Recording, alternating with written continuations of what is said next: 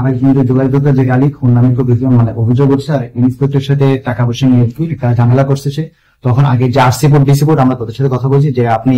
যেহেতু আমাদের জুলাই যোদ্ধা নিয়ে একজন ইয়ে হচ্ছে, সেক্ষেত্রে আমরা যদি আপনাদের সাথে মানে দেখাশোনা করি তাহলে কোনো সমস্যা আছে। তখন মমতা জাপা তারা আপনার আমাদের সাথে থাকেন, দেখাশোনা করি। আগের দিন যখন আমরা আসছিলাম 8 বস্তা চাল এবং 5 বছর আমরা কম পাইছিলাম।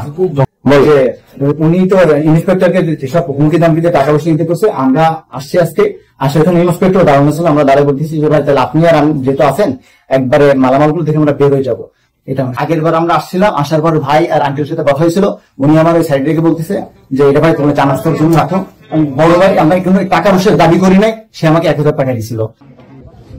2 সপ্তাহ আগে আসছি আমাদের কাছে টাকা দাবি করছে যে আমাদের এখানে আপনি টাকা দিন, না দিলে আপনাদের হলো এখানে আপনার সমস্যা আছে বা আমাদের ঝামেলা করে। আর তখন আমরা যেহেতু ফোন করছি উনি বলে কিছু খুশি কর, তারপরে আপনার হলো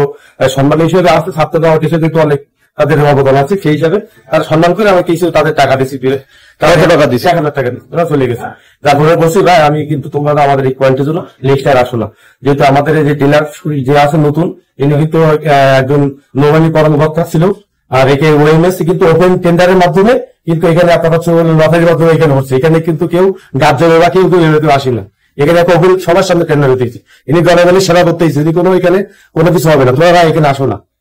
পরবর্তীতে উনি ওরা 2 জন টাকা চলে আসছে, এরা 3 জন আবার নেক্সট আবার আসছে, আচ্ছা ওদের 2 দিন আসছে এসে মনে করে ওরা টাকা চায়, ওদের টাকা দিতে হবে, ওরা কি জন্য এখানে টাকা চাবে, আর এখানে আসবে কেন, আমাদের মাল কি জন্য এদের কে দায়িত্ব দিচ্ছে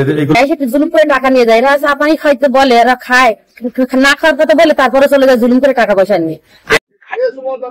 ভাই এক মিনিট দেখি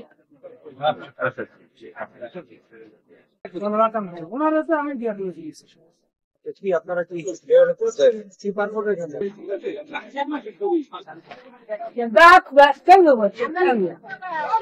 আমরা ঠিক মতো